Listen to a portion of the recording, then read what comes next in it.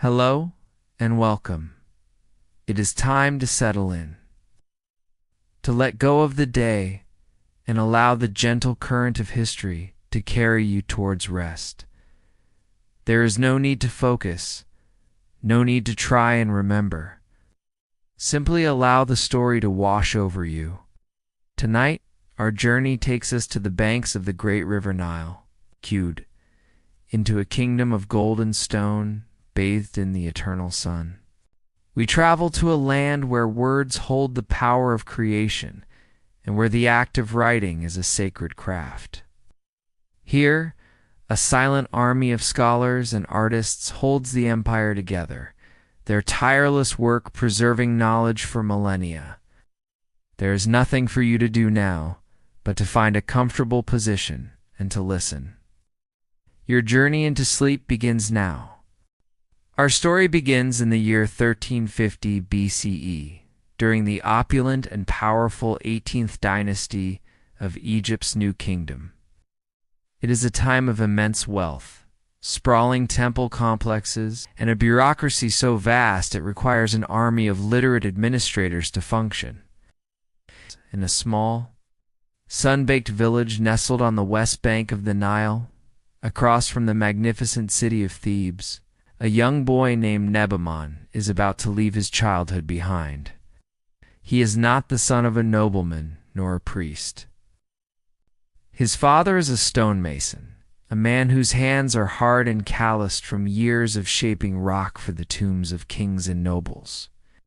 His mother is a weaver, her days spent in the rhythmic clatter of the loom. For Nebaman, a life of hard physical labor seems all but certain.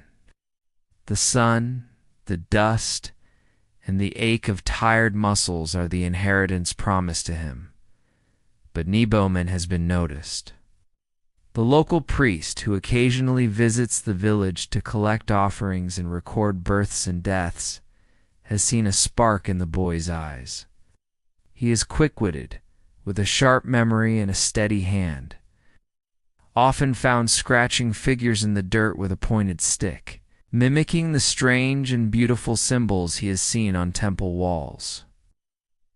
In the rigid hierarchical society of ancient Egypt, education is the single greatest pathway to social mobility. While the farmer is tied to his land and the soldier to his barracks, the scribe is exempt from manual labor. To be a scribe is to trade a life of sweat for a life of intellect, to hold a position of respect and comfort.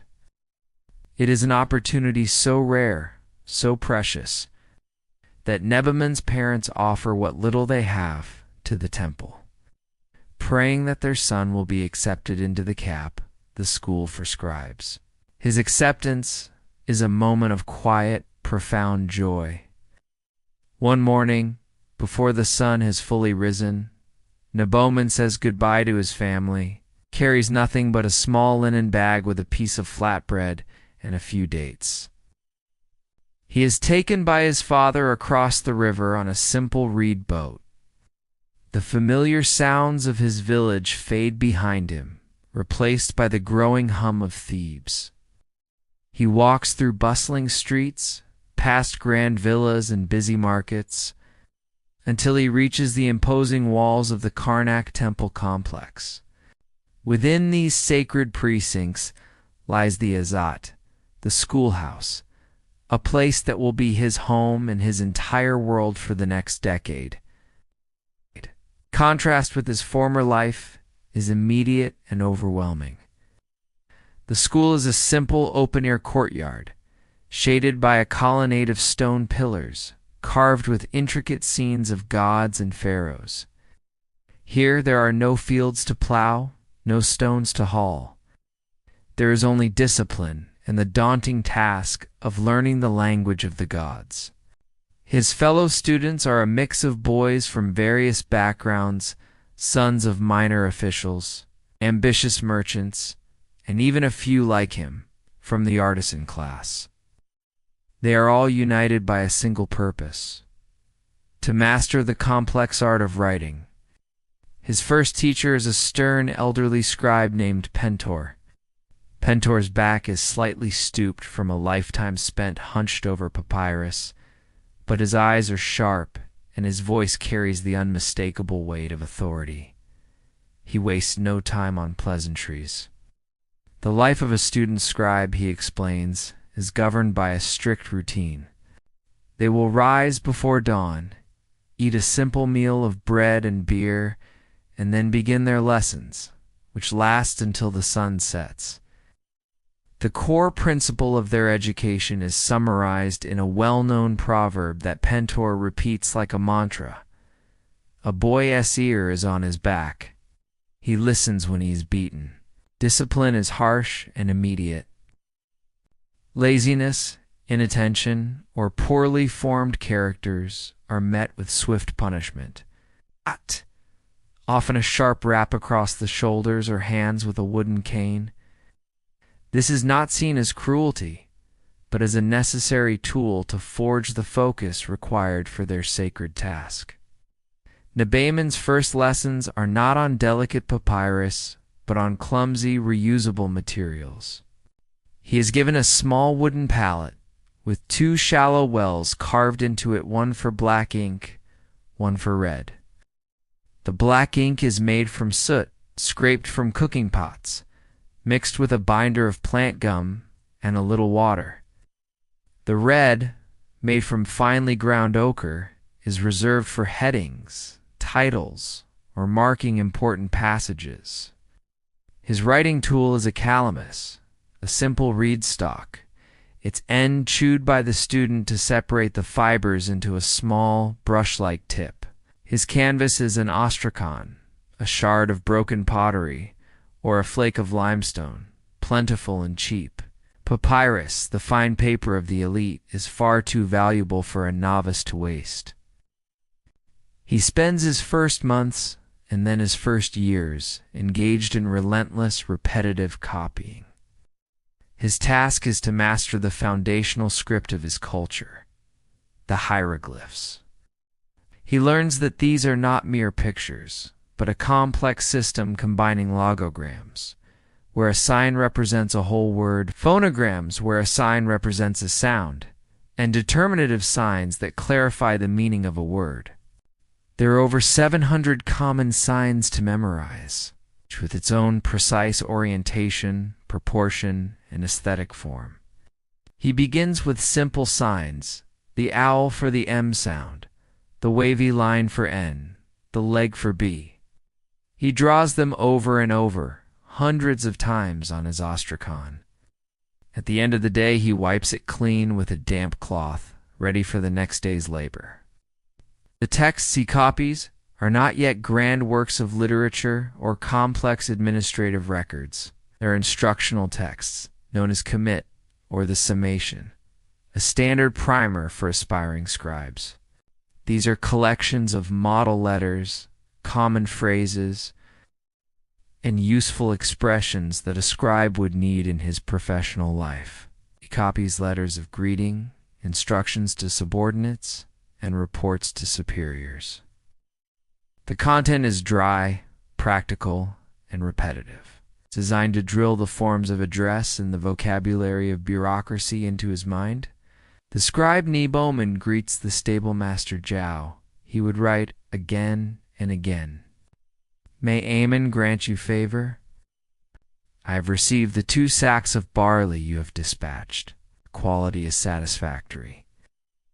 Each phrase, each sentence, is a building block, laying the foundation for the more complex work to come.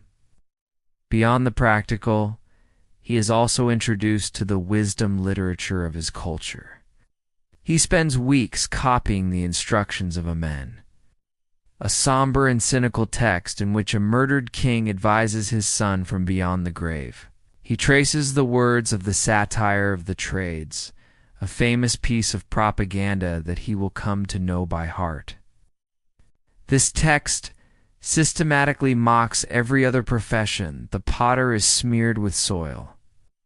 Like one whose folk have died, the blacksmith's fingers are like the crocodile's. The fisherman is more miserable than any other profession. while glorifying the life of the scribe. Behold, there is no profession free of a director, except for the scribe. He is the director, he writes, the reed brush forming the elegant bird and coiled rope of the hieroglyphs. These texts are not just for practice, they are for indoctrination. They instill in Naboman a profound sense of superiority and a deep appreciation for the privileged path he has been chosen for. He is not just learning a job, he is absorbing an identity. As the years pass, the astraca are slowly replaced with low-grade papyrus.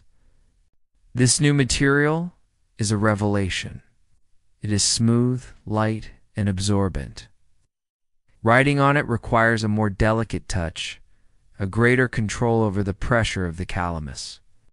A clumsy hand can cause the ink to blot or tear the fragile fibers. His teacher, Pentor, now shows him how to prepare the reed, to cut the tip at a precise angle, and chew it just enough to create a fine, multi-bristled brush that can make both thick and thin lines. He learns to write in columns, his hand moving from right to left, his eyes following the perfectly aligned symbols. He learns the satisfying feeling of unrolling a fresh section of a scroll and the particular smell of the dried papyrus plant, a scent that will forever be associated in his mind with knowledge and power. His education also expands beyond mere writing. Mathematics is introduced, a skill as essential to a scribe as literacy itself. He learns the decimal system of ancient Egypt based on powers of 10. He learns the symbols for 1, 10, 100, 1,000, and up to 1,000,000. He is taught addition and subtraction through a simple but effective method of grouping and regrouping these symbols. Multiplication and division are more complex, relying on a system of doubling and halving. The problems he is given are eminently practical, drawn from the daily life of the empire's administration. He calculates the number of bricks needed to build a ramp of a certain height and angle. He computes the volume of a cylindrical granary to determine how much grain it can hold. He works through problems of pesu, a calculation used to determine the strength of bread or beer based on the amount of grain used in its production. This is the arithmetic of empire, the language of logistics that allows for the building of monuments and the feeding of armies. Naboman discovers he has a talent for it. The logic and order of numbers appeal to him. It is a different kind of language, but one just as powerful as the hieroglyphs. His success in this area earns him a rare nod of approval from Pentor, who sees in him the potential not just for a temple copyist, but perhaps for an administrator, an overseer, or even a treasury official. The social hierarchy of the school begins to solidify. The boys who struggle, who cannot master the fine motor control or the abstract concepts of mathematics, are destined for lower-level scribal jobs recording inventory in a dusty warehouse or noting rations for a gang of laborers. But the gifted ones, like Naboman, are singled out. They are given more challenging texts, more complex mathematical problems, and are occasionally allowed to assist the senior scribes of the temple in their duties. This is the final stage of his initial training, an apprenticeship within the apprenticeship. He has survived the initial brutality, proven his worth, and is now ready to take the next step, mastering the faster, more practical script that truly runs the empire. The long, hard years of his childhood are over. He has been broken down and remade. He is no longer the stonemason's son. As an apprentice scribe on the verge of becoming a true tool of the pharaoh's will. Having proven his diligence and aptitude, Naboman now stands at the threshold of the second great phase of his education. The world of monumental hieroglyphs, with its beautiful but cumbersome signs, was merely the foundation. While it was the language of the gods fit for temple walls and royal tombs, it was not the language of the state. The daily business of the Egyptian empire, the endless accounting, the legal contracts, the military dispatches. The architectural plans moved at a pace that hieroglyphs could never match. To truly become a functional part of the bureaucratic machine, Neboman had to master its cursive, abbreviated, and far more practical cousin. Hieratic script. Its introduction to hieratic is both a relief and a challenge. His teacher, Pentor, presents him with two documents. One is a short passage from a wisdom text, painstakingly inscribed on a piece of papyrus in perfect, formal hieroglyphs. The other shows the exact same passage, but written in a flurry of flowing, interconnected lines that, at first glance, seem like little more than hurried squiggles. This, Pentor says, pointing to the hieroglyphs, is how we speak to eternity. And this, he continues, tapping the second document, is how we speak to each other. One is for the gods. The other is for men in a hurry. The fundamental difference is one of speed versus precision. Hieratic evolved as a simplification of hieroglyphs, much like modern cursive is a simplification of printed letters. Where a hieroglyph might require multiple, careful strokes to draw the detailed figure of a bird or a tool, its hieratic equivalent could be rendered in a single fluid flick of the wrist. The detailed owl sign, for example, becomes a compact curved shape with two small ticks for its ears. The human leg becomes a simple angled line. Neboman has to retrain his hand and his eye, learning to see the essence of the original symbol within its abstract cursive form. It is less like drawing and more like pure writing. This transition requires a change in tools. While the Chowdred brush was adequate for the broad strokes of hieroglyphs on astraca, hieratic demands a finer point and greater control. Pentor teaches him how to select a superior reed from the marshes, one that is slender and well-seasoned. He shows him how to slice the tip into a sharp nib, much like a later quill pen, allowing for the creation of lines of varying thickness with subtle changes in pressure and angle. This new tool feels different in his hand lighter, faster, more responsive. Writing with it is a more intimate and dynamic process. His whole arm, from the shoulder to the fingertips, is now involved in the flow of the script across the papyrus. His exercises change accordingly. Slow, deliberate copying of individual signs is replaced with drills designed to build speed and fluidity. He spends entire days practicing ligatures, the joining of two or more signs into a single, continuous stroke.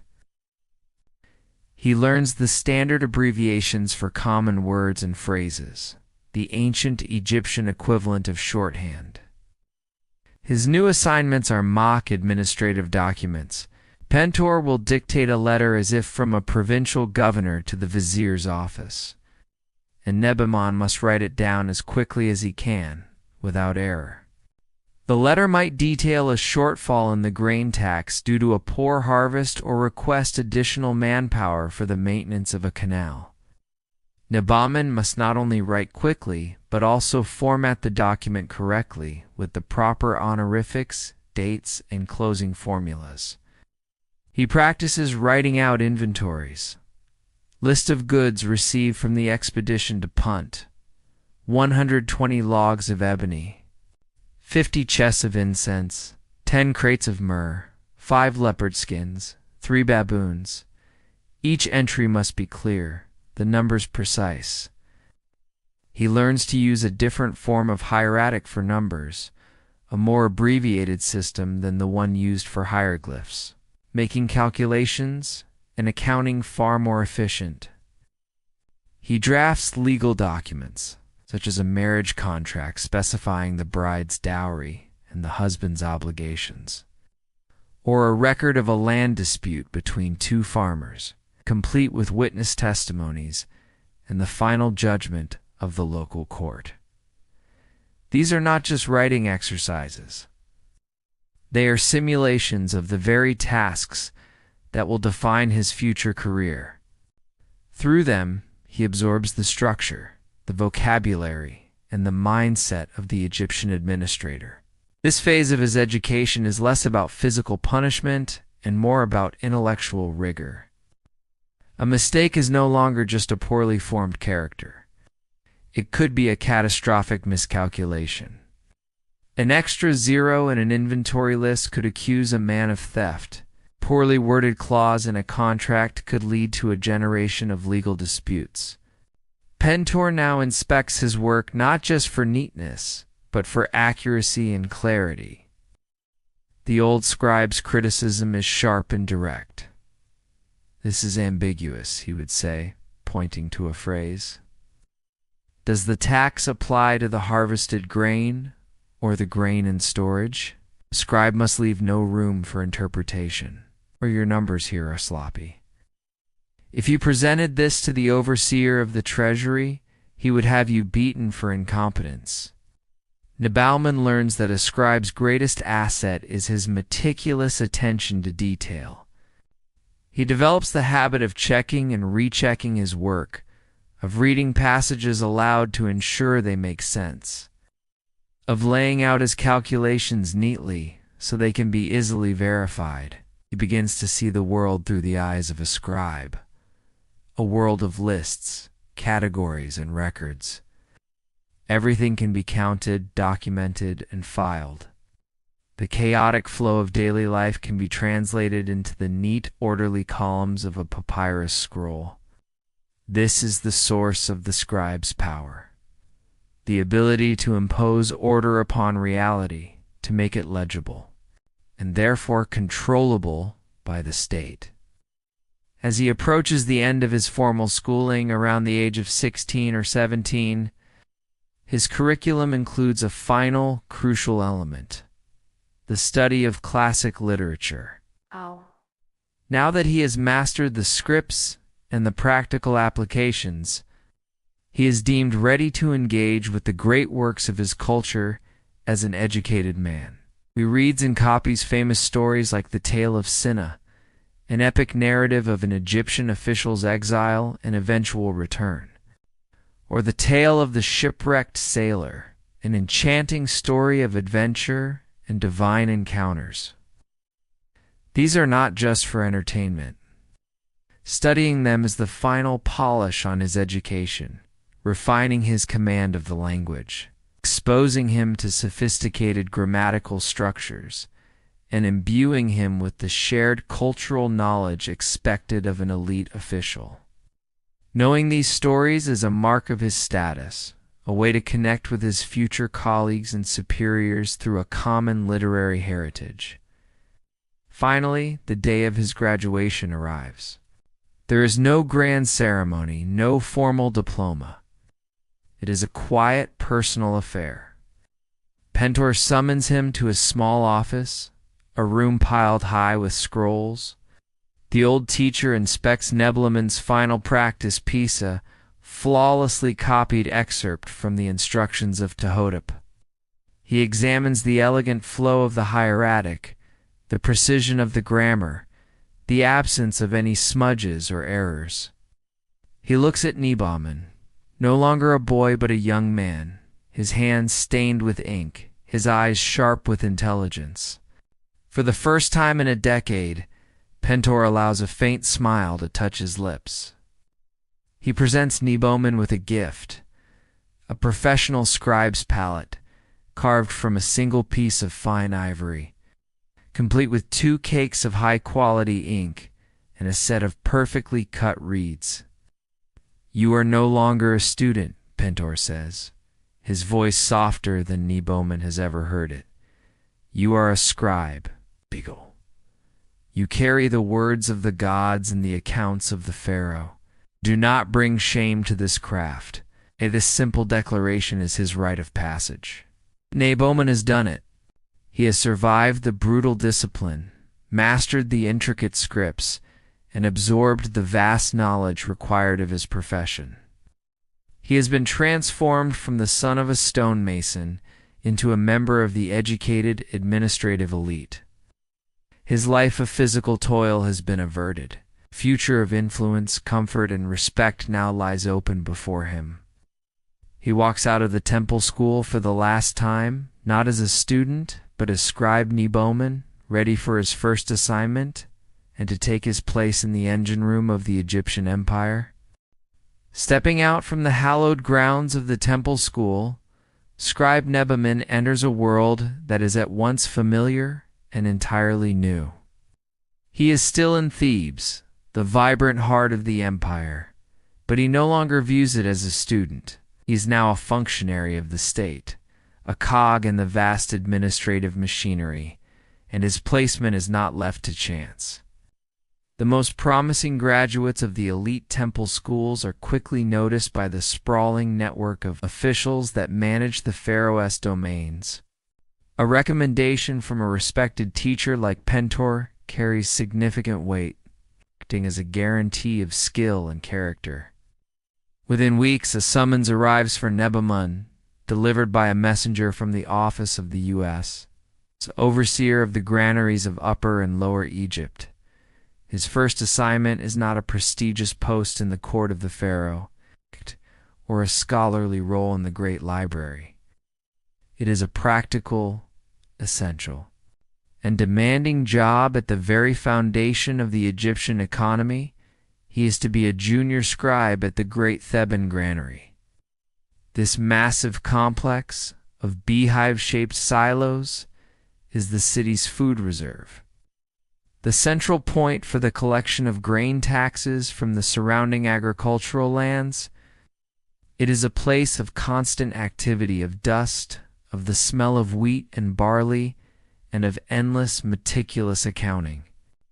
For a newly minted scribe, it is the perfect place to apply his theoretical knowledge to the messy reality of the material world. On his first day, Naboman reports to the chief scribe of the granary, a portly, no-nonsense man named Ani. Ani is a career administrator who has spent 30 years keeping the pharaoh's books. He looks Naboman up and down, his eyes lingering on the new, clean ivory palette tucked into the young scribe's belt. Ani is not impressed by recommendations or by the refined accent of a temple school graduate. He cares only for accuracy and efficiency. He leads Naboman through the bustling complex, pointing out the different silos, the weighing stations where farmers bring their dues, and the docks where barges are loaded with grain to supply temples, army garrisons, and the royal household. Forget the poetry and the tales of the gods for now, Ani says, his voice raspy from shouting over the noise of the workers. Here, we serve the god of the full stomach. Our work ensures the mat, the divine order of the world. If the grain is not counted correctly, the baker cannot bake, the soldier cannot march, and the brewer cannot brew. The state's belly is empty, the empire falls. Your numbers are the stones upon which this kingdom is built. Do not let them be crooked. Naboman's workspace is a small, shaded portico overlooking the main courtyard. It is a far cry from the serene temple school. Here, the air is thick with chaff, and the soundtrack is a constant cacophony of shouting overseers, braying donkeys, and the rhythmic chants of laborers hoisting sacks of grain. His first task is simple but crucial. He is positioned near the main weighing scale, a large balance held by 2 officials. As farmers arrive with their carts, their sacks of barley or emmer wheat are weighed. Overseer shouts out the name of the farmer, the village he is from, and the final weight. It is Naboman's job to record this information swiftly and without error. onto a papyrus scroll that will serve as the day's primary ledger. The speed is relentless. He has no time to form the perfect, beautiful characters he practiced in school. His hieratic script becomes faster, more functional, the lines flowing together as he struggles to keep up with the steady stream of arrivals. He quickly learns the importance of the abbreviations and shorthand he was taught. At first, he is clumsy, his hand aching by midday. Smudges a line and earns a sharp rebuke from Ani, who reminds him that a smudged number can be misread, and a misread number is a lie. Learns to hold a spare reed in his mouth, to mix his ink to the perfect consistency, so it dries quickly under the hot sun, and to brace his papyrus against a wooden board on his lap. He is no longer dealing with the clean, abstract problems of his school exercises. He's dealing with people. He sees the anxiety on the faces of the farmers, hoping their harvest is sufficient to meet their tax quota and still leave enough to feed their families. He listens to the disputes that break out when a farmer claims the scales are inaccurate or that the overseer is corrupt. As a scribe, he is an impartial observer, a representative of the state's authority. His scroll is the final word. His neat columns of names and numbers are the official truth, the reality that will be entered into the permanent archives. This realization settles upon him with immense weight. His work directly impacts the lives and livelihoods of hundreds of people. In the evenings, long after the farmers have gone, his work continues. He and the other junior scribes take the day's ledgers and perform the second, more crucial task of administration: collation. He compiled the data. Nabalman sits by the light of an oil lamp, his back against a cool stone pillar, and creates summary documents. He calculates the total amount of grain received for the day. He cross-references this with the tax quotas expected from each village, noting any shortfalls or surpluses. He creates a separate list for grain that is of poor quality, perhaps damp or infested with weevils, which must be stored separately. This is where his mathematical training becomes paramount. He uses the techniques of doubling and having to calculate percentages to project future stores and to help Ani prepare the weekly reports for the vizier. He learns the practical side of his craft, that papyrus is a precious commodity and no space should be wasted. That red ink is used to tally totals and mark deficits because it stands out immediately to the eye of a busy superior. He learns the importance of clear, logical layout so that any other scribe can pick up his document and understand it at a glance. His status as a scribe sets him apart. The manual laborers, their bodies lean and muscular from a life of physical work, treat him with a mixture of respect and distance. He does not lift the sacks or pull the ropes, yet his authority is absolute. His simple linen kilt remains clean, a stark contrast to the sweat-soaked loincloths of the workers. He receives his payment not in daily rations of bread and beer, but in a monthly salary paid in measures of grain, which he can then trade for other goods and services. Oh. With his first salary, he rents a small one-room dwelling in the scribal quarter of the city, a tangible sign of his new, independent life. He has officially entered the middle class of Egyptian society. After several months at the granary, Naboman has proven his competence. He is fast, accurate, and he understands the flow of the work. Ani begins to give him more complex responsibilities. He is tasked with drafting letters to village elders regarding overdue taxes. He helps calculate the precise amounts of grain to be dispersed to a group of stonemasons working on a noblesse tomb. He is now creating the primary documents himself, not just copying or collating them. He feels a deep satisfaction in his work, the pleasure of bringing order to chaos, of seeing a complex system function smoothly because of his contribution. The dust, the noise, and the long hours no longer bother him. They are the backdrop to a life of purpose. He has completed his long and arduous journey from boy to man, from student to professional. The apprenticeship is truly over. Several years pass. The rhythm of the granary becomes second nature to Nee Bowman. He rises from the ranks of a junior accountant to a trusted assistant to the chief scribe Ani. His hand is swift, his calculations are flawless, and his understanding of the intricate logistics of the empire's food supply is profound. He has earned a reputation for being meticulous, reliable, and discreet. But while his work is essential, a part of him still yearns for the intellectual and spiritual atmosphere of the temple where he was educated. The practical, dusty world of grain sacks and tax ledgers feels a world away from the sacred texts and profound wisdom he once studied. His ambition, quietly nurtured since his first days as a student, was not just to be a cog in the machine, but a guardian of its soul. It is this reputation, combined with a quiet word from his old master Pentor to his colleagues in the priestly hierarchy, that brings Nee Bowman to a new crossroads. An opening becomes available for a scribe in one of the most revered and secretive institutions in all of Egypt, the Purinc House, the House of Life. This was not merely a library or a school, but the intellectual and spiritual heart of a major temple. Each significant temple complex had its own house of life, and the one in Thebes was among the most prestigious.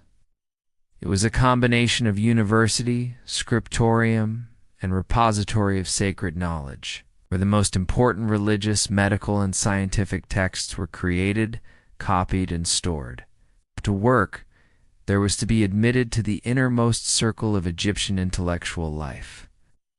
After a formal interview with the high priest who tests his knowledge of classical literature and complex theology, Nee Bowman is accepted. Leaving the granary is a significant step. He bids farewell to Ani, who claps him on the back and gruffly wishes him well. Trades the noisy, practical world of commerce for one of serene, scholarly silence. The House of Life is located deep within the temple precinct, insulated from the outside world by thick stone walls. The air here is cool and still, carrying the faint, pleasant scent of old papyrus, cedar wood chests, and the sweet perfume of ritual incense. The frantic energy of the granary is replaced by a hushed reverence, where the only sounds are the soft rustle of scrolls being unrolled and the gentle scratch of reed brushes on papyrus. His new colleagues are a different breed of scribe. They are not accountants and administrators, but scholars, theologians, physicians, and astronomers. They are the keepers of the sacred lore. Their work is not concerned with the next harvest, but with eternity. Nee Bowman feels a profound sense of having arrived, of having fulfilled the promise that Pentor saw in him all those years ago. His new workspace is a shared hall, where scribes sit cross-legged at low wooden desks, their backs straight, their focus absolute. The light filters in from high, clear-story windows, illuminating the fine dust motes dancing in the air, giving the room a timeless, sacred quality. Nee Bowman's first and most fundamental duty is the act of pure preservation, copying. The papyrus scrolls that hold the collected wisdom of Egypt are fragile. They are susceptible to moisture, insects, and the simple decay of time. The primary mission of the scribes of the House of Life is to create perfect duplicates of aging texts. ensuring that the knowledge they contain is never lost. This is a task of immense responsibility. He is given a scroll of hymns to Amun-Ra, its edges beginning to fray, its ink fading in places. His task is to create a new, pristine copy. Every step of the process is methodical and ritualistic. First, he must select the finest quality papyrus, a roll with a smooth, almost glossy surface, free of any imperfections. He carefully prepares his inks, ensuring the black is a deep, consistent shade, and the red is vibrant. He unrolls the old scroll and the new one side by side. The work is incredibly slow, a stark contrast to the rapid note-taking at the granary. Here, speed is the enemy of accuracy. Each hieroglyph must be a perfect replica of the original. It must be drawn with artistic skill and precision. For these are not mere letters but sacred symbols, imbued with divine power. An error in a word or a symbol is not just a mistake. It is a disruption of the sacred pattern, an insult to the gods. Before starting his work each day, he performs a small purification ritual, washing his hands and saying a short prayer to Thoth, the ibis-headed god of writing and knowledge, asking for guidance and a steady hand. Days turn into weeks as he meticulously copies the hymns. He becomes lost in the work, in the rhythm of dipping his reed in the ink, forming a perfect symbol and moving to the next. He feels a deep connection to the generations of scribes who have copied these same words before him, a chain of scholarship stretching back through the centuries. He is no longer just recording information.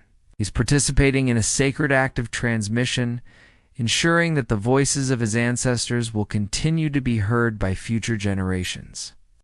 As he proves his skill and piety, he is given more sensitive and important tasks. One of the most vital functions of the House of Life is the creation of funerary texts, most notably the Book of the Dead. This was not a single book, but a collection of spells, hymns, and instructions, intended to guide the soul of the deceased through the perils of the underworld and help them achieve eternal life. When a wealthy nobleman or high official passed away, his family would commission a personalized copy. Neboman is assigned to work on a scroll for a recently deceased vizier. The project begins with a consultation with the family, who specify which spells they wish to include. Some spells were standard, such as the crucial spell 125, the negative confession, where the deceased must list the sins they have not committed before a panel of 42 divine judges. Other spells might be chosen based on the personal beliefs or anxieties of the deceased. Once the content is decided, the layout is planned. This is a collaborative process between scribes and artists. Neboman carefully rules faint guidelines onto a long roll of papyrus, leaving blank spaces where artists will later paint the beautiful and intricate illustrations, known as vignettes, that accompany the text. He then begins the work of writing the spells. He uses a more formal and archaic style of hieratic, or sometimes, for the highest quality scrolls, a cursive form of hieroglyphs.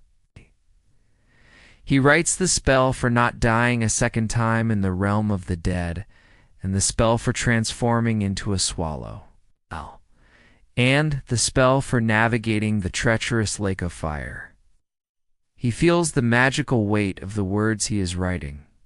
According to his beliefs, these are not just words on a page. They are active, potent incantations. When spoken by the deceased in the afterlife, or even just by existing on the scroll, they have the power to shape reality, to ward off demons, and to open the gates to the paradise of the field of reeds he is. In a very real sense, crafting a man's eternity. It is the most profound responsibility a scribe can have, and the work fills him with a deep sense of awe. He is an architect of the soul's final journey. Nebuchadnezzar spends nearly a decade within the serene and scholarly walls of the House of Life. He becomes a master copyist, his hand equally skilled in the formal beauty of monumental hieroglyphs and the elegant flow of sacred hieratic. He contributes to the creation of dozens of funerary scrolls, spells guiding the souls of Thebes' most powerful citizens into the afterlife. He immerses himself in the study of medicine, astronomy, and theology, absorbing the vast repository of knowledge stored in the temple's library. His life is one of quiet contemplation, intellectual challenge, and deep spiritual satisfaction. He has become the very image of the learned scribe he once aspired to be.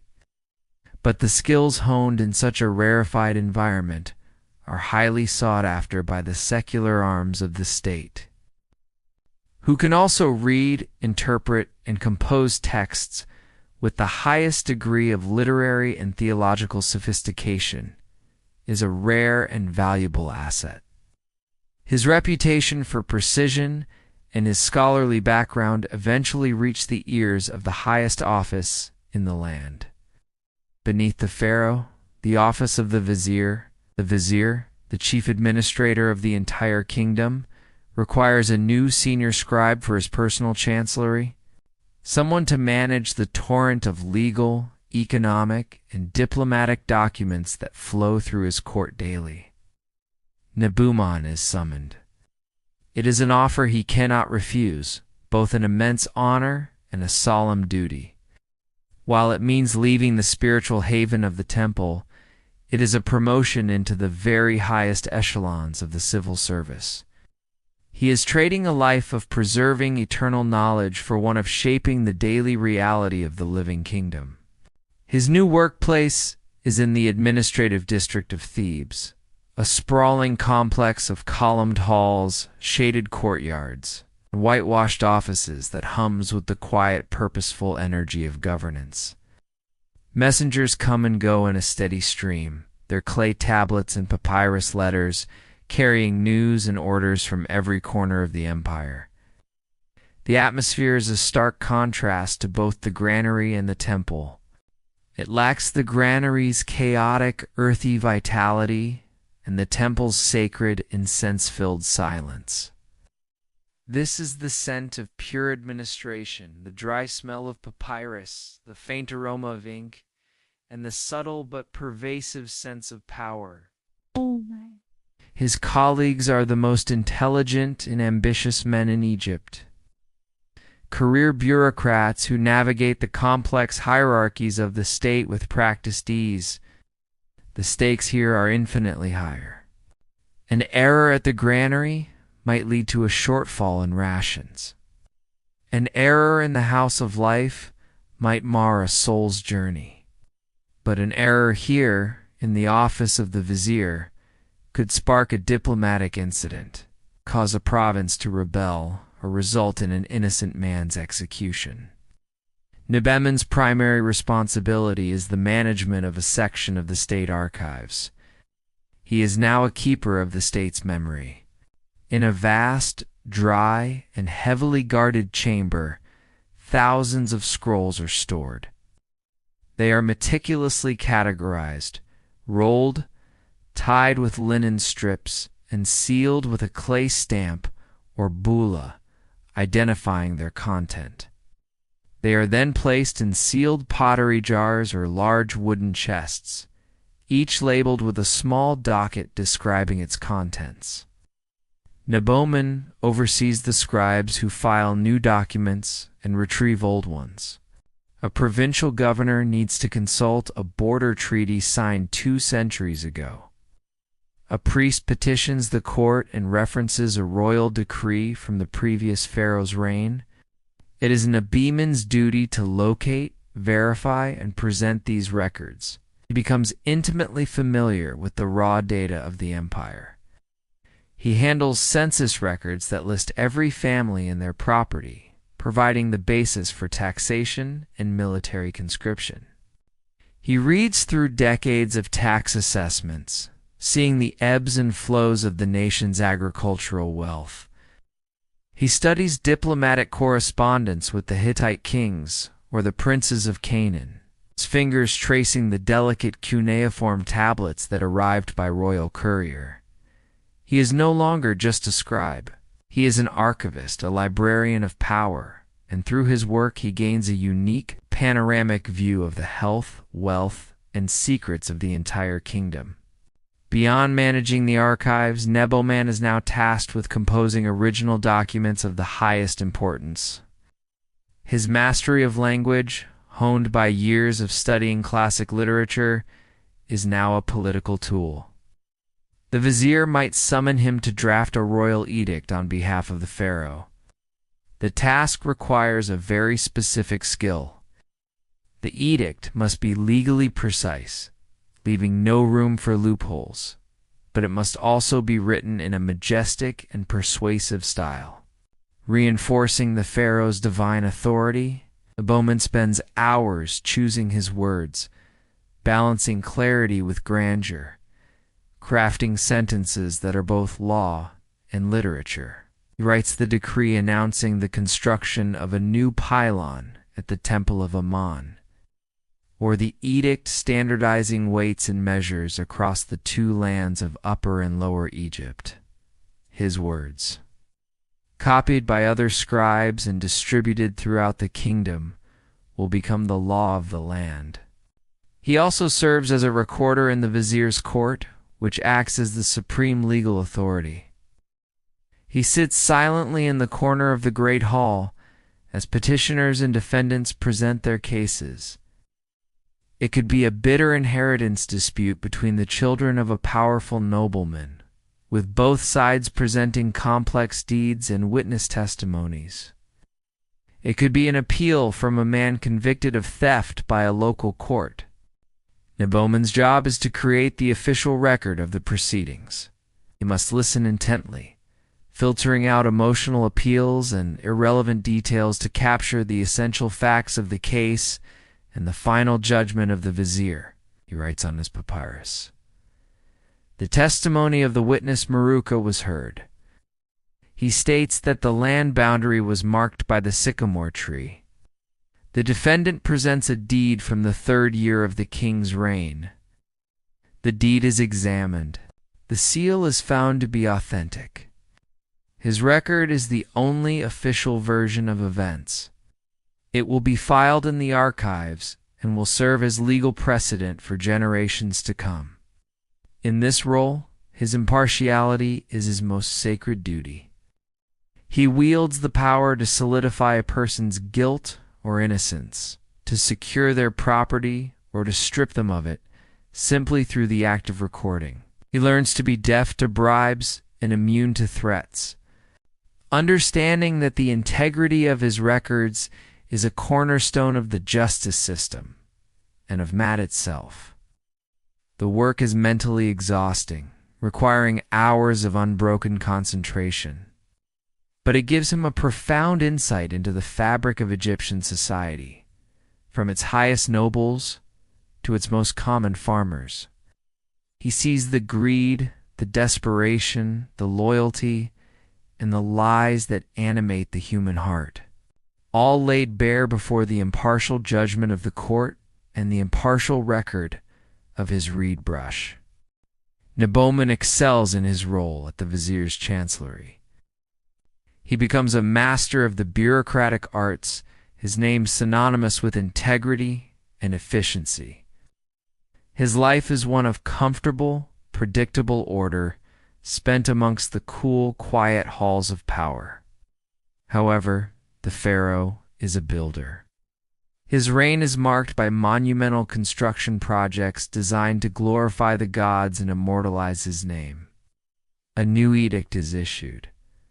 A magnificent mortuary temple is to be built on the west bank of the Nile, a mansion of millions of years that will serve the pharaoh's spirit for all eternity. A project of this scale requires not just stone and muscle, but immense organizational genius. The vizier needs a chief administrator on site, a man who understands not only high-level bureaucracy, but also the gritty logistics of supply and labor. He needs a scribe with a unique combination of experiences. He needs Nebuman. This new assignment is not a promotion in the typical sense, but a lateral move to a position of immense practical power and responsibility. It is a special commission, a role of supreme trust. Nebuman is to be the chief scribe of the royal construction works, the administrative head of a project that will employ thousands of artisans and laborers for years to come. He leaves his clean, quiet office in Thebes and crosses the river to the sprawling, dusty construction site. It is a return to the world of his father, a world of stone dust, sweat, and the percussive sound of hammers and chisels. But he is no longer the boy looking on in awe. He's now one of the masters of this world, wielding a reed brush instead of a mallet. His office is a large, open-sided tent erected on a rise overlooking the site. From this vantage point, he can see the entire operation unfold. The teams of men hauling massive stone blocks on wooden sledges, the sculptors carefully carving intricate reliefs, the masons setting the foundation stones with impossible precision. The air is never still. It is a chaotic symphony of organized human effort. For Nebuman, it is an environment he must now tame, not with orders shouted through the dust, but with the silent, inescapable logic of his records. He is accompanied by a team of junior scribes, young men fresh from their own schooling, who look upon him with the same mixture of fear and reverence he once had for his own teachers. His first and most critical task is resource management. The temple is not built with piety alone, but with a meticulously managed supply chain. Nebuman's scrolls are the central nervous system of the entire project. It begins by creating a master inventory. Barges arrive daily from across Egypt, and it is his duty to account for their cargo. He records the number of limestone blocks from the quarries at Torah, their quality graded and noted. He documents the arrival of priceless red granite from Aswan. Hundreds of miles to the south, each colossal block representing a fortune in labor and transport. He counts the shipments of timber from Lebanon, needed for the roofing beams and scaffolding. Nothing moves on site without being recorded. Copper chisels, bronze saws, pottery vessels for water, rolls of rope, baskets for carrying rubble. Every single item is counted upon arrival, and its distribution is tracked. His second major responsibility is the administration of the workforce. The project is manned by a diverse population. There are the skilled artisans, the stonemasons, sculptors, and painters who live with their families in the nearby purpose-built village of Deir el-Medina. Then there are the thousands of unskilled laborers, mostly farmers, conscripted for seasonal work during the months of the Nile's inundation, when their fields are flooded. Nebuman oversees the census of this small city of workers. Each man is registered, his name, village, and skill set noted. This register is the basis for the most important daily ritual of the site, the distribution of rations. Life on the worksite is fueled by bread and beer, and it is Nebuman's records that ensure every worker receives his due.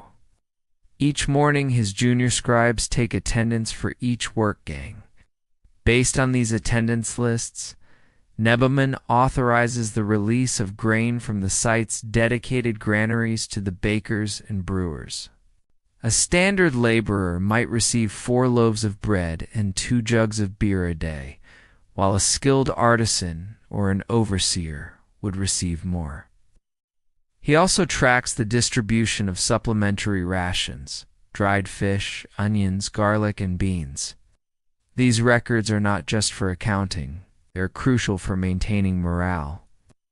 A delay in the beer ration could lead to unrest or even a work stoppage. Neboman's swift and accurate accounting is a vital tool for social control. He's the link between the raw, physical reality of the work site and the refined political world of the capital. Every 10 days, he prepares a detailed report for the vizier's office. Using the data meticulously collected by his team, he summarizes the project's progress. He notes the number of stone blocks transported and set, the volume of earth excavated, and the sections of wall that have been decorated. He also reports on the state of the workforce, the number of men present for duty, a list of those absent due to illness or injury, and notes on any disciplinary issues. His report includes a detailed accounting of all resources consumed, from grain to copper chisels. If supplies are running low, it is his report that will trigger a new shipment. The vizier, sitting in his cool office in Thebes, sees the entire massive project not as a chaotic construction site, but as a neat series of columns and figures on a papyrus scroll prepared by Neboman. One day, a crisis arises. The chief overseer of the metalworkers reports a recurring shortage of copper chisels. The tools are wearing out or breaking faster than they are being supplied, threatening to slow down the pace of the stone carving.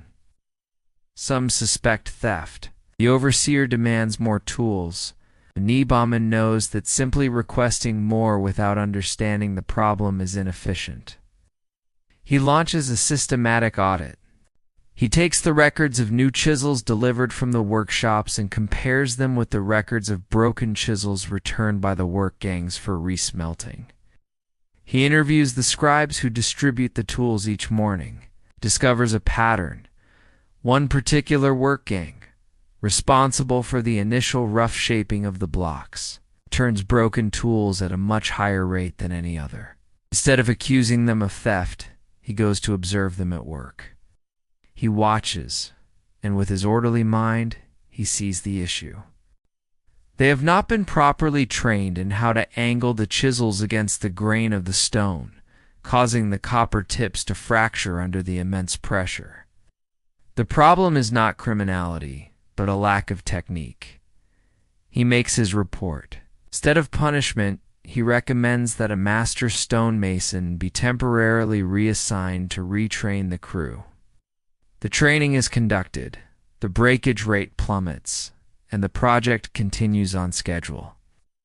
He has solved the problem not with accusations, but with data. It is a moment of profound clarity for him. The power of a scribe lies not just in recording the past, but in using information to shape a more efficient future.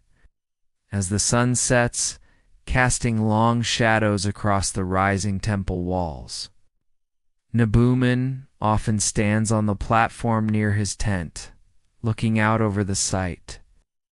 He sees the hundreds of tiny figures moving with purpose, the vast network of human effort, and he understands that what holds it all together, what transforms this chaos into a monument that will awe generations, is the invisible web of his records.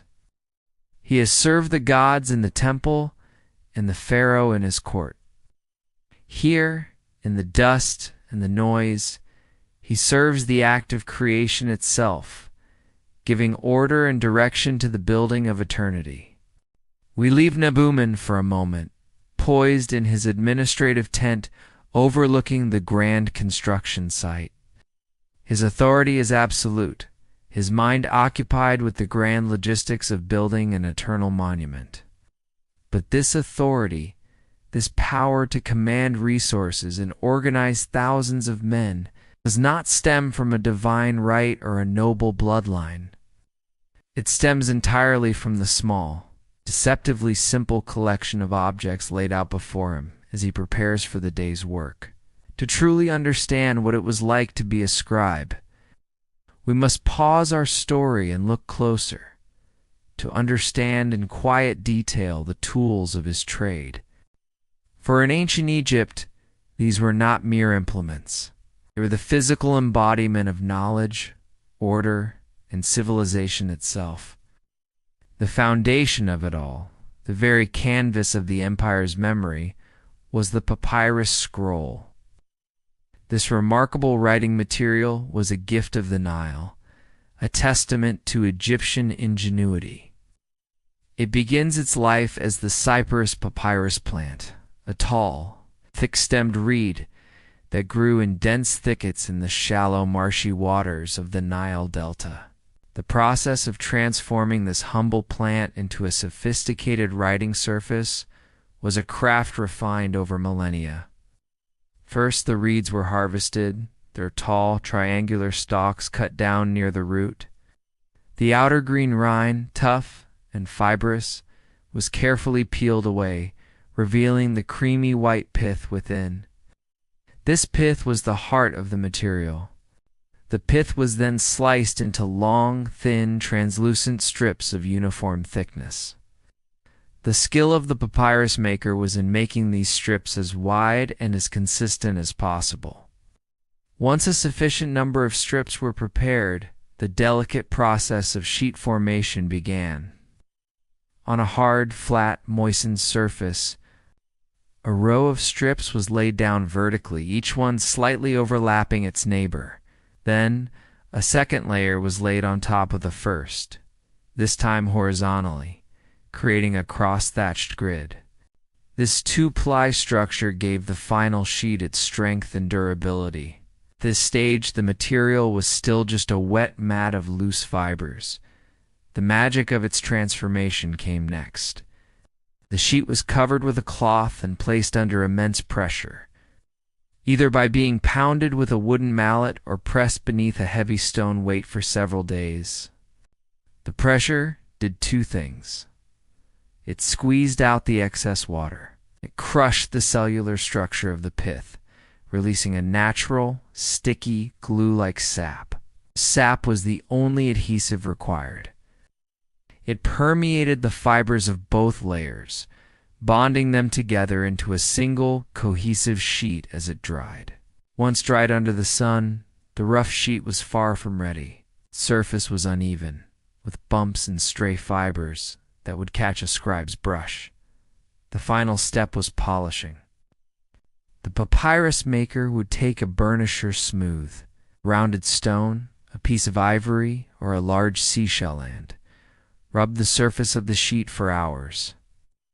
This patient, repetitive motion flattened the fibers and compressed the surface, creating a smooth, almost glossy finish, perfect for receiving ink. A single sheet was rarely large enough for most documents. To create the scrolls used for legal records, literary texts, or funerary spells, individual sheets were glued together, edge to edge, using a simple, flour-based paste. The standard scroll was typically about 20 sheets long, creating a roll that could be up to 30 feet in length when unfurled. The quality could vary immensely. The finest papyrus, known as hieratic papyrus, was almost white, incredibly smooth, and reserved for sacred texts or royal decrees. Cruder, more brownish versions were used for everyday accounts and letters. For Naboman, overseeing the pharaoh's grand construction, only the best would do for his official reports to the vizier.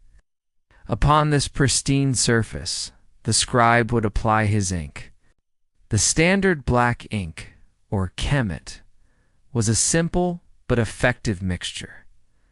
The primary pigment was carbon, sourced from fine soot. This could be scraped from the sides of well-used cooking pots, or more deliberately, by burning oil in a lamp beneath a cool, inverted bowl to collect the residue. This fine black powder was then mixed with a binding agent to give it substance and help it adhere to the papyrus. The most common binder was gum arabic, the hardened, glassy sap collected from the acacia tree. Water was added to this mixture, and it was kneaded into a thick paste, then pressed into a small round cake and left to dry. The final product was a solid, portable block of ink, much like modern watercolor paints.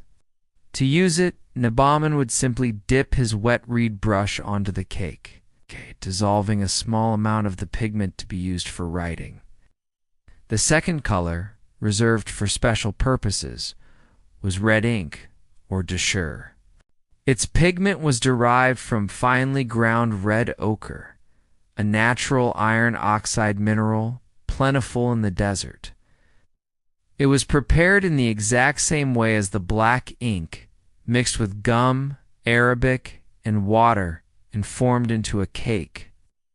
Red ink was a vital organizational tool. It was used for the opening words of a new paragraph, for titles, for headings, and for highlighting important totals in an account ledger. It was also used by teachers, like Pentor, to correct the work of their students. The alternation between black and red created a visual hierarchy in the text, making complex documents easier to read and navigate at a glance. These precious cakes of ink were housed in the scribe's most essential and emblematic tool, the palette. A typical palette was a long, thin, rectangular piece of wood, though more luxurious examples, like the one Nabaman earned upon his graduation, could be carved from stone or ivory.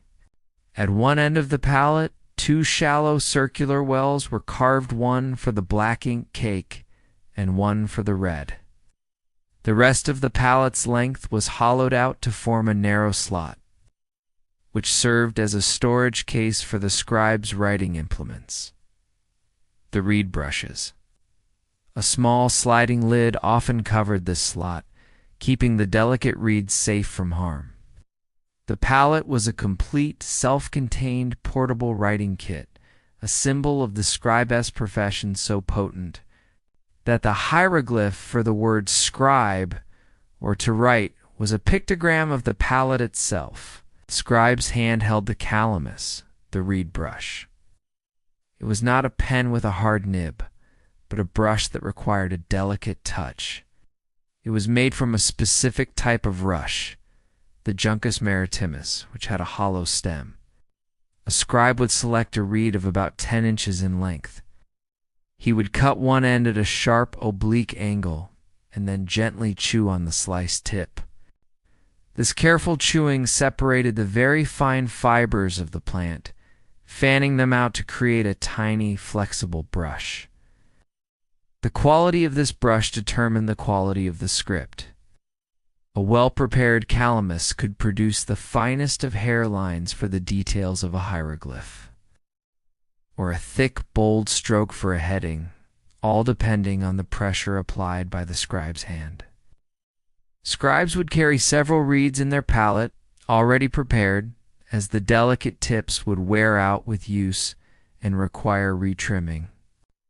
These 4 items, the papyrus, the ink, the palette, and the reed brush, formed the essential toolkit of the scribe. But a full kit might contain other items: a small clay pot to hold water for moistening the ink cakes, a burnishing stone to smooth out any rough patches on the papyrus, and, for a scribe of Nabaman's stature, a personal seal. This was often a scarab beetle carved from semi-precious stone, inscribed with his name and titles. When pressed into a soft lump of clay, it would serve as his signature, a mark of authentication on a legal document or a way of sealing a private letter, a final personal touch from the man who wielded the tools of civilization. The tools of the scribe, the palette, the reed, the papyrus, were more than just implements for writing. They were keys, unlocking a life of privilege and status that set their wielder apart from almost everyone else in the Egyptian world. As Nabaman sits in his shaded tent on the construction site, the sounds of physical toil rising from the valley below. This distinction is the defining reality of his existence. He watches a team of laborers, their bare backs gleaming with sweat under the relentless sun, as they strain to drag a colossal block of granite into position. Their muscles are corded with effort, their faces are masks of exertion, and their lives are measured in the physical cost of their labor. Neboman's life, by contrast, is measured in the neat, orderly columns of his records. The greatest advantage of being a scribe was not what you did, but what you were exempt from doing. The first and most fundamental exemption was from manual labor.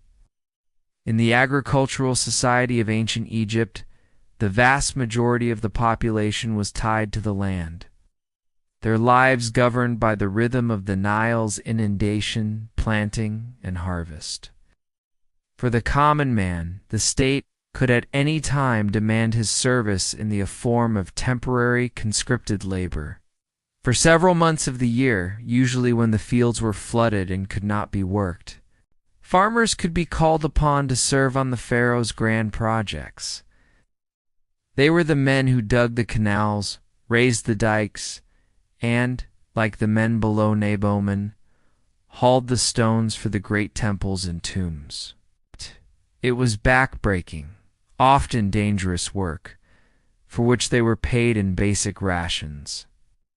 The hands of the Egyptian peasant were hard and calloused, his back bent from a lifetime of labor.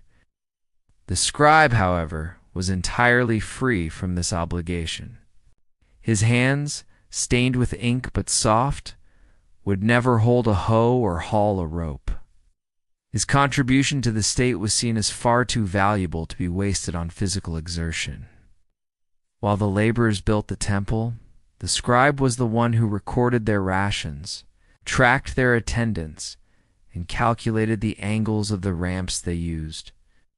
He was the mind, they were the muscle, and the social chasm between these two roles was immense and unbridgeable. This exemption was the central promise of a scribal education, the ultimate reward for a decade of harsh discipline. This was reinforced by the second great privilege, exemption from most forms of taxation. The Egyptian state was funded by the produce of its people. A farmer paid his taxes and a significant portion of his grain harvest, a fisherman and a share of his catch, a craftsman and a quota of his pottery or textiles. This tax was collected by scribes like Neboman, who would measure the fields and count the livestock to ensure the state received its due. The scribe, however, did not pay taxes in this way. As a salaried official of the state, his work was his tax. He was paid by the very system he helped to administer, receiving his monthly income in precisely measured amounts of grain, beer, oil, and cloth from the state's warehouses. This gave him a level of economic stability and disposable income that was unimaginable to the average farmer, who was always just one poor harvest away from ruin. The third great exemption was from military service. While Egypt's armies were often led by nobles and professional officers, the bulk of the infantry was made up of conscripts drawn from the general population. The life of a common soldier was one of brutal discipline. Long marches under a scorching sun, meager rations, and the constant threat of injury or death in battle against the Libyans, the Nubians, or the Hittites. The scribe once again was considered too important to be risked on the front lines. While an army might have a scribe of the infantry, his role was a logistical one. He would march safely in the rear, counting weapons, recording supplies, and writing dispatches back to the capital. He wielded a reed brush, not a spear, and his task was to record the heroic deeds of others, not perform them himself. These exemptions formed the foundation of a lifestyle that was qualitatively different from that of the common Egyptian. A successful scribe like Neboman could afford a standard of living that was a world away from the simple mud brick hut of his childhood. He would live in a private house, perhaps in a designated quarter for officials and scribes. The house would have several rooms, a small walled courtyard for privacy, maybe even walls plastered and painted with simple designs. His diet would be far more varied and luxurious than the basic bread, beer, and onions of the laboring class. His salary allowed him to purchase meat more regularly, as well as honey for sweetening, a wider variety of fruits and vegetables from the market, and better quality wine. His clothing, too, was a marker of his status. Instead of the rough, functional loincloth of a worker, he wore kilts and robes made of fine bleached linen, the crisp white fabric a symbol of his purity and his freedom from dirty physical work. This deep-seated belief in the superiority of the scribal profession was drilled into every student from his first day at school. It was codified in one of the most famous texts of the New Kingdom, a work Bowman would have copied countless times: the Satire of the Trades.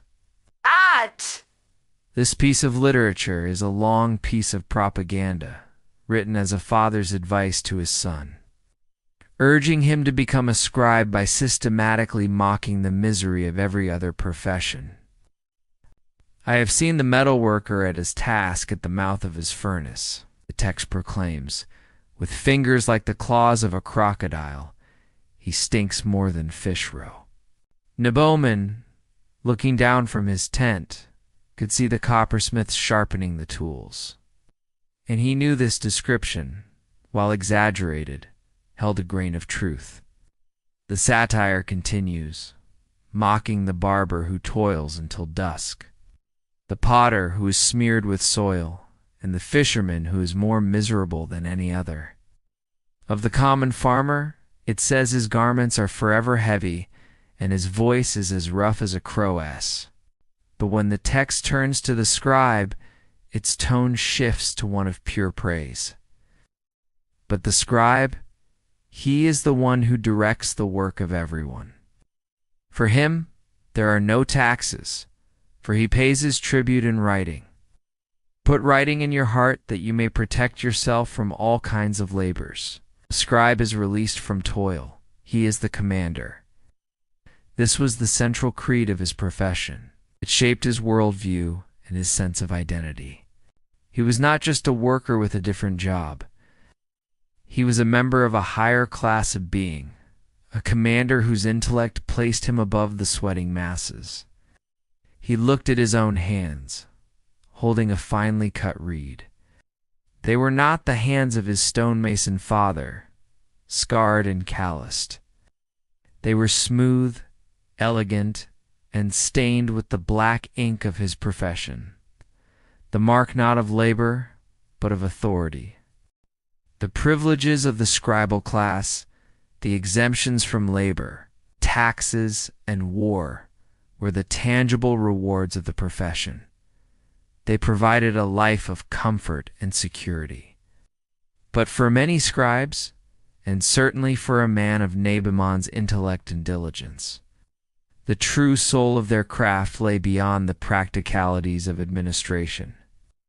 After a long day of managing the vast logistics of the construction site, when the dust has settled and the noise of the work gangs has faded into the evening quiet, Bowman does not simply rest.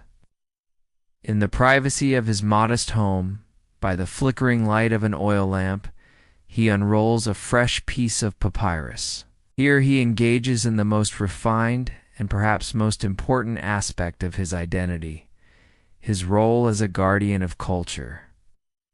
It is a common misconception to view the Egyptian scribe as a mere copyist, a human machine mindlessly duplicating lists and records. While copying was a foundational skill, the scribal class was also the wellspring from which the nation's literature, history, and intellectual life emerged. They were not just the printers of their day. They were the authors, the poets, the historians, and the philosophers. Their work was to give voice to the Egyptian soul, to shape its identity, and to ensure its story would be told for all eternity. In his private time, Nabaman might compose a hymn to Thoth, the god of his profession, carefully crafting verses that praise the deity's gift of knowledge. Or perhaps he would write a piece of wisdom literature, a short text in the style of his old-school lessons, offering advice to a son on how to live a just and successful life. This creative act was a continuation of his professional duties, a personal expression of the values his entire education had instilled in him. Writing was not just a job. It was a way of thinking, of ordering the world, and of finding one's place within the grand cosmic order of Mat. This cultural role was most evident in the scribe's stewardship of Egypt's great literary tradition. The stories and poems that Nabaman had copied as a student, he now read and preserved as a master. He would have known by heart the tale of Sinna, the quintessential Egyptian story. He would have been able to recount the adventures of Sinna, as an official who flees Egypt in panic after the death of the pharaoh, lives a long and successful life in exile in Syria, yet yearns constantly for his homeland.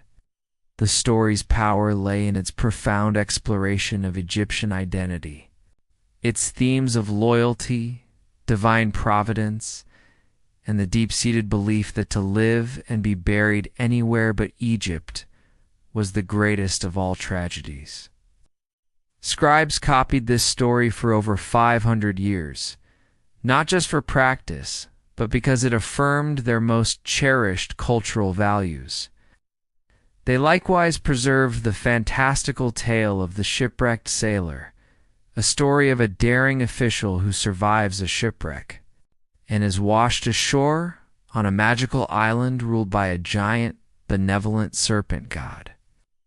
These were the foundational texts of their civilization, and the scribes were the gatekeepers. Without their patient, diligent work of copying and recopying, these voices from the ancient past would have fallen silent forever. But the scribes' duty extended beyond fiction and poetry. They were the officially sanctioned historians of the kingdom. The Egyptian concept of history was not an objective search for facts, but a carefully curated narrative designed to uphold the divine order and the legitimacy of the pharaoh. On the walls of the very temple Nabaman is helping to build, this history is being written in stone. Part of his duty is to work with the master craftsmen and draftsmen, providing them with the official texts that will be carved into the reliefs. He prepares the text for a scene depicting the pharaoh's great military victory over the Nubians. He writes out the heroic narrative, describing the pharaoh as a valiant bull, trampling the foreign lands under his sandals. He lists the precise, though perhaps exaggerated, number of enemies slain and prisoners taken. He drafts the long list of titles that praise the pharaoh's piety and power. He then reviews the work of the carvers, ensuring each of the hundreds of hieroglyphs is perfectly formed and accurately placed. Through his work, he is transforming a temporary event into an eternal, unchanging reality. For anyone who would walk through these temple courts for the next 3,000 years, this carved record was the history. It was the truth, set in stone by the authority of the scribe. This immense cultural prestige meant that the greatest scribes could become legendary figures in their own right, remembered and revered long after the pharaohs they served had been forgotten. Nabaman would have known the name Imhotep, who lived more than 1,000 years before his time. Ketep was the vizier and chief architect to King Djoser and the genius who designed the first pyramid, the step pyramid at Saqqara. But he was remembered primarily as a scribe and a wise man, a master of literature and medicine. So great was his legacy that, centuries after his death, Imhotep was deified and worshipped as a god of wisdom and healing. He was the ultimate example of what a scribe could achieve: immortality. Closer to Naboman's own time, during the reign of his own pharaoh, Amenhotep III. Another scribe achieved almost mythical status: Amenhotep, son of Hapu. Like Naboman, he was a man of non-royal birth, who rose through the ranks on the strength of his intellect and skill. He was an architect, a priest, and the pharaoh's most trusted administrator. He was considered so wise and so effective that the pharaoh granted him his own mortuary temple on the west bank of Thebes. It's an honor usually reserved for kings alone. And like Imhotep, long after his death, Amenhotep, son of Hapu, would also be worshipped as a minor god, a divine patron of scribes. As Naboman carefully rolls up his private scroll at the end of the evening, these are the figures he emulates. They are the heroes of his profession. He understands that his daily administrative work, while important, is transient. The grain will be eaten, the workers will go home, and even the great stone temple will one day crumble. Now the words he writes, the histories, the stories, the hymns, the wisdom are different. They are weightless and yet more permanent than stone. They are the true essence of his culture, the spiritual lifeblood of his people. In his role as a scribe, he is not just an accountant or a manager. He is a link in an unbroken chain of knowledge, a guardian of a legacy of words, ensuring that the soul of Egypt, like the souls of the blessed dead, will live forever. The years have been kind to Naboman, yet they have not passed without leaving their mark. He is now a man entering his later years, his hair streaked with gray, his face lined with the quiet wisdom of long experience. The great mortuary temple, the grand project that has consumed more than a decade of his life, is nearing completion. Its colossal pylons reach for the sky. Its walls are covered in the histories he helped to write, and its granaries are full. Thanks to the systems he put in place, he is a senior scribe, a man of immense respect and authority. It's a living embodiment of the success that a scribal career could offer. But as he sits in his tent reviewing the final inventories, he feels the subtle but undeniable weight of the burdens that came with his privileged life. The path of the scribe, free from the brutal hardships of physical labor, carried its own unique and insidious costs: a slow erosion of the body and a constant pressure on the mind. The most immediate and persistent of these burdens was the physical toll. While a stonemason, his body was worn down by heavy lifting, and a farmeress by stooping in the fields, the scribe's body was worn down by stillness. For more than 40 years, Naboman had spent the majority of his waking hours sitting, cross-legged, hunched over a papyrus scroll. In his youth, he could maintain this position from sunrise to sunset with little thought. But now his body protests. A deep, chronic ache has settled into his lower back, a constant companion that never truly disappears. His neck is often stiff, and his right shoulder, the one that has guided a reed brush for a lifetime, sometimes burns with a dull fire. These are the characteristic ailments of his profession, the price paid for a lifetime of sedentary focus. More concerning, however, is the slow betrayal of his eyes. The scribe's eyes were his most valuable and most abused asset. Decades of scrutinizing tiny, complex characters, often in the imperfect light of a temple hall or by the flickering flame of an oil lamp late into the night, had strained his vision to its limits. The crisp, clear lines of the hieratic script he once wrote with effortless speed now seemed to blur slightly at the edges. He finds himself holding scrolls further from his face to bring them into focus. he must rely more and more on his junior scribes for the initial drafting of documents, while he takes on the role of a reviewer and editor. He sometimes watches the boatmen on the Nile, their gazes fixed on the far horizon, and feels a pang of envy for their long, easy sight. His world, by contrast, has been a universe measured in the tiny space between the tip of his brush and the surface of the papyrus. Beyond the physical decay, there was the immense and unrelenting mental strain of the work. The core of a scribe's value was his accuracy, and the pressure to be perfect was a constant weight. In his current role, a simple mistake could have catastrophic consequences. He recalls a recent incident when he was reviewing the calculations of a junior scribe for the placement of a massive granite architrave, a stone lintel weighing many tons that was to be placed atop 2 columns. He found a small error in the calculation of the weight distribution. It was a subtle mistake, one that a less experienced eye might have missed. But had it gone uncorrected, the lintel could have settled unevenly, potentially causing a catastrophic fracture years or centuries later. The responsibility for preventing such disasters rested squarely on his shoulders. His endless vigilance, this constant search for the single misplaced number or the ambiguously worded phrase in a legal decree, was a heavy burden on the mind. The political dangers of his profession had also grown more acute with his seniority. In his youth, as a junior functionary, he had been largely anonymous. But as a senior scribe working on a royal project, he was now adjacent to the highest circles of power. He had learned that the world of the court was a treacherous landscape of shifting alliances and hidden rivalries. Scribe's career was inextricably linked to that of his patron.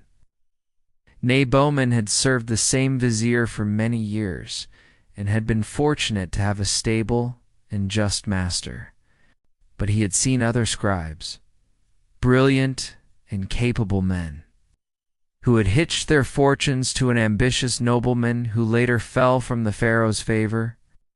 When the patron was disgraced, his entire household, including his most trusted scribes, often fell with him. They could be exiled to a remote oasis outpost, stripped of their rank and property, or worse. Bowman had learned to be impeccably discreet, to keep his opinions to himself, and to serve the office, not just the man who currently held it. This discretion was especially crucial because of the secrets he was privy to. His scrolls contained the unvarnished truth of the state's affairs. He knew which provincial nobles were late with their taxes, a sign of potential dissent. He knew the true, unglorified numbers of casualties from the last military campaign. He knew the details of the pharaoh's health from the reports of the court physicians. This knowledge was power, but it was also a profound danger. To speak of it to the wrong person, to even be suspected of disloyalty, could be a death sentence. He had trained himself to be a silent vessel of information, living archive whose contents were locked away behind a mask of professional impartiality. And then there was the subtle, ever-present temptation of corruption. A scribe's power to create official records made him a target. On the construction site, an overseer might offer him a gift, a fine piece of pottery, a jug of imported wine, hoping that Bowman might be generous when recording the amount of stone his work gang had moved, thus earning the overseer a bonus. A wealthy merchant involved in a contract dispute might try to bribe a court scribe to lose an inconvenient piece of evidence. Bowman, a man of integrity forged by years of discipline, had always rebuffed such attempts. But he was aware of colleagues who had not.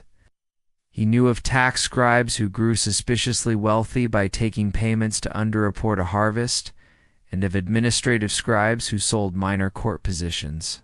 The system was not entirely pure, and navigating it required a strong moral compass. The price of succumbing to temptation was high if discovered. A corrupt scribe would be stripped of his rank and sentenced to a life of hard labor, a fate worse than death in their worldview. As the evening light softens, Nebaman looks at his ink-stained hands. He thinks of his father's hands, broken and calloused by stone. He had escaped that life of physical hardship, but he now understands, with the clarity of age, that his own path had its own pains.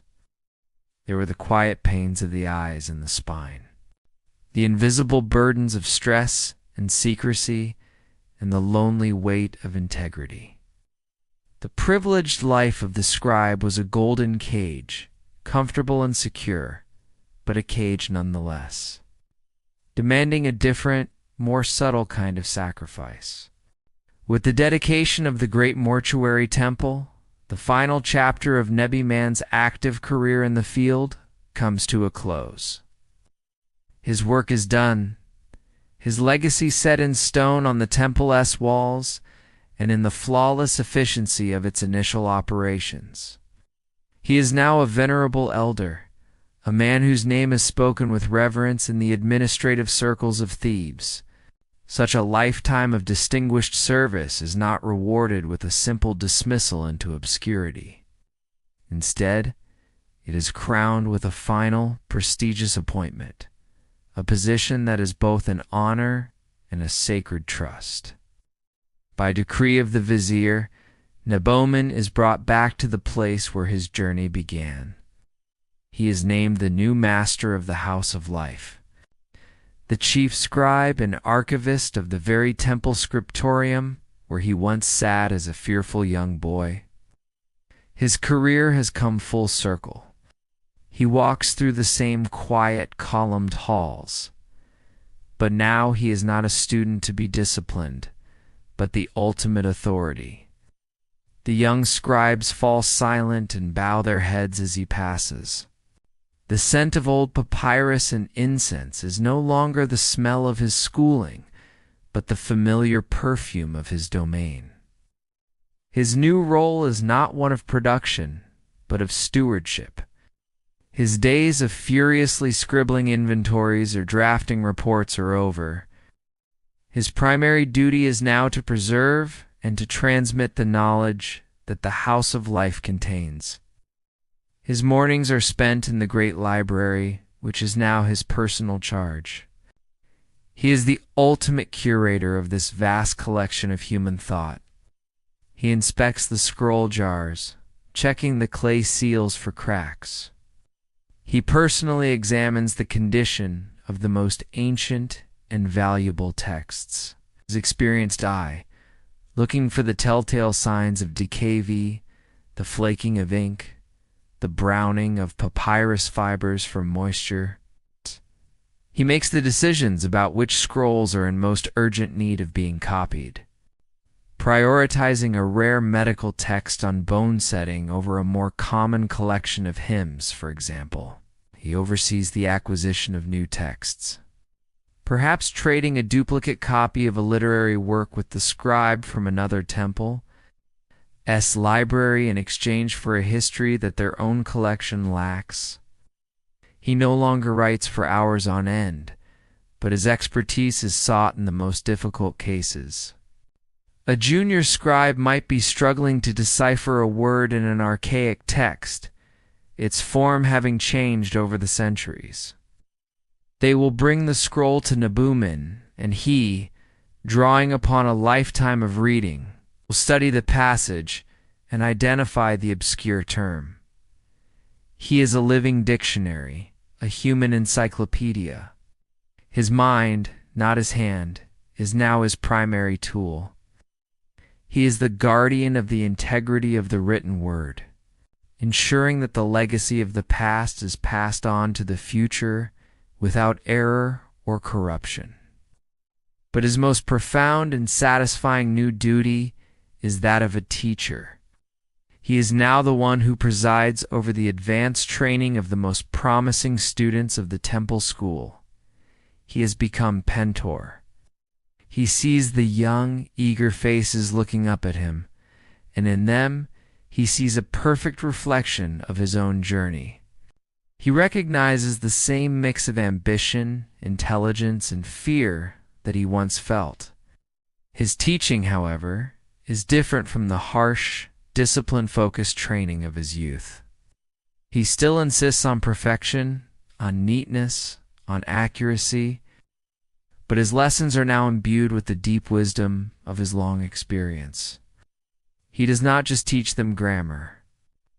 He teaches them the philosophy of language. He explains how a single well-chosen word in a royal decree can project power, and how a subtle phrase in a diplomatic letter can avoid a war. He uses his own career as a series of case studies. He tells them of the crisis with the copper chisels at the construction site, using it as a lesson on how meticulous records can solve practical problems. He recounts the complex inheritance dispute he recorded for the vizier, using it to teach the importance of absolute impartiality in legal matters. He is not just giving them knowledge, he's giving them judgment. Among the small group of students who sit at his feet is a young boy named Kepri. He is a bright, attentive child with a natural talent for forming the characters and a quick mind for mathematics. He is also Nebomen's grandson. In a society where professions were often passed down from father to son, it is a source of immense pride for Nebomen to see his own lineage continue in the scribal tradition. He looks at his grandson and sees the future. He sees the next link in the great, unbroken chain. He is careful not to show the boy any favoritism, treating him with the same strict standards as the others, but in his heart, he feels a deep, personal connection to this act of teaching. One afternoon, he sits with Kepri, reviewing the boy's attempt to copy a difficult passage of wisdom literature. The boy has struggled with a particularly complex hieroglyph, a combination of several signs, and his frustration is evident. Nebomen does not scold him. Instead, he takes the boy's hand in his own old, slightly trembling one. He dips the reed brush in the ink and, guiding his grandson's fingers, he slowly and deliberately forms the character on the ostrakhan.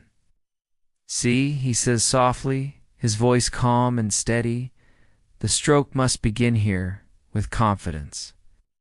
The line must flow like the river. Do not fight the reed. Let it be a part of your hand. You are not just drawing a sign. You are giving a thought its proper body." In that moment, he is no longer just the master of the house of life, nor just a grandfather. He is the physical embodiment of tradition, the vessel through which the collected knowledge of 1,000 years is being poured into a new generation. He looks at the boy's ink-stained fingers, so much like his own. He thinks of his father, the stonemason, and the impossible distance he has traveled from that world of stone and dust. He has achieved more than he could ever have dreamed. He has served pharaohs and viziers, built temples, and managed the wealth of the nation. But he now understands that this final role is his most important. The temple will one day be a ruin. The pharaohs will be forgotten. But the craft, the sacred art of writing, will endure as long as there are teachers to teach and students to learn. In the quiet hall of the House of Life, surrounded by the silent witnesses of 1,000 scrolls, Nebomen has found the truest form of immortality, the act of passing the torch. The seasons turn, and the great river Nile continues its eternal rhythm of flood and harvest. Nebomen, now a truly old man, has relinquished his duties as the master of the House of Life to a worthy successor, one of his own former students. His body is frail, his eyesight dim, but his mind remains a sharp, clear repository of a lifetime's knowledge. Long career is over, and his focus, like that of every pious Egyptian, now turns to the final and most personal of all projects, the meticulous preparation for his journey into the afterlife. For a scribe, this was not just a matter of faith, but the ultimate application of his craft, a final act of writing his own destiny. Throughout his successful career, Nebuchadnezzar had prudently used his wealth to have a tomb prepared for himself and his wife in the great Theban necropolis, the city of the dead on the west bank of the Nile. It was not a grand tomb on the scale of a nobleman, but a respectable and beautifully crafted final resting place. It consisted of a small rock-cut chapel open to the sky, and a hidden subterranean burial chamber to protect his mummy for eternity. In the chapel, where his descendants would come to leave offerings and speak his name, the walls were plastered and painted with scenes from his life, but they were not scenes of his humble birth or the harsh discipline of his schooling. They were idealized images of a successful official. Nebuchadnezzar is shown inspecting the harvest, his junior scribe standing behind him. He is depicted presenting a perfectly written scroll to the vizier. In another scene, he sits in a fine linen kilt with his wife, enjoying a feast in a garden, a testament to the comfortable life his profession had provided. His tomb was a curated story of his success, his final report on a life well lived. At the heart of this preparation was his own funerary scroll, his personal copy of the Book of the Dead. In his final years, he had personally overseen its creation, selecting the spells he felt were most crucial for navigating the dangers of the underworld. With his own deep knowledge, he chose the incantation to give him back the use of his mouth, so he could speak to the gods. He included the spell to ensure his heart, the seat of his conscience, would not betray him during the final judgment. And he ensured the inclusion of spell 125, the negative confession, where he would declare his purity before the great god Osiris. He who had spent his life writing for pharaohs and priests now used his ultimate skill to write for his own immortal soul. It was the most important document he would ever produce, but perhaps the most powerful expression of his identity was an object he commissioned to be placed within his tomb, his chapel, a statue of himself. It was not a statue of him standing as a great hero or striding forth like a pharaoh. It was a statue of him in the classic, timeless pose of his profession, the seated scribe. He had a master sculptor carve his likeness from a single block of limestone. The statue depicted him sitting cross-legged, a papyrus roll spread open on his lap. His right hand is poised as if holding a reed brush, ready to write, while his left hand holds the scroll steady. His face is calm and intelligent. His eyes, inlaid with rock crystal, gaze forward with an alert, eternal focus. He is shown in the prime of his life, his body not overly muscular, but with a slight paunch at his belly, a subtle status symbol in Egyptian art, a sign that this was a man who did not perform hard labor, a man whose success afforded him enough to eat well. This statue was not mere decoration. It was a vessel, a magical receptacle for his ka, his life force, to inhabit after his death. It was a guarantee that his essence, his identity as a scribe, would persist for all eternity. Offerings of food and drink left before the statue would magically transfer their essence to his spirit. By depicting himself forever ready to write, ensured that his most important skill and his professional identity would be his for millions of years. This statue was his eternal self, a perfect fusion of man and profession. And in this final act of self-preservation, Nebuchadnezzar joins the great silent legacy of his craft, For the ultimate legacy of the scribe is the simple fact that we know any of this at all. Without them, ancient Egypt would be a silent and unknowable land. The grand temples he helped to build would be meaningless piles of stone. The pharaohs he served would be nameless dust. The complex theology he studied, the beautiful stories he read, the intricate workings of the society he administered all would be lost to the darkness of the past. Every historical fact we possess, every king's name, every battle, every law, every poem, every prayer, survived because a scribe somewhere patiently dipped his reed brush in ink and recorded it. Ow. They were the memory of their civilization. Ow. Their ink was the lifeblood that flowed through the veins of their culture, carrying its stories and its secrets through the centuries. The pharaohs in their golden masks and the generals in their war chariots commanded the present.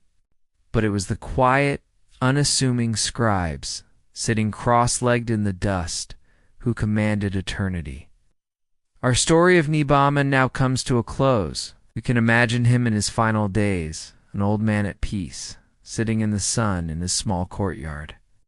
His life's work is complete.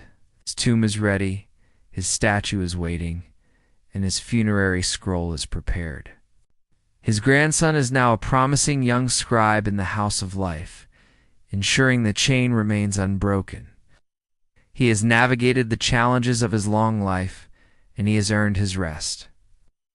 He is a testament to a profession that valued intellect over strength and knowledge over worldly power. He was a scribe of Egypt, a guardian of its eternal voice. And like the words he so carefully preserved, his essence is now ready for immortality. Our journey through the life of the scribe is now complete. The sounds of the chisel, the rustle of papyrus, and the quiet murmur of the schoolhouse now fade into silence. The story is told. The ink is dry. There is nothing left to do but to let go, to allow the quiet of the ages to deepen your rest. Let your mind drift on the great dark river of sleep. Rest well.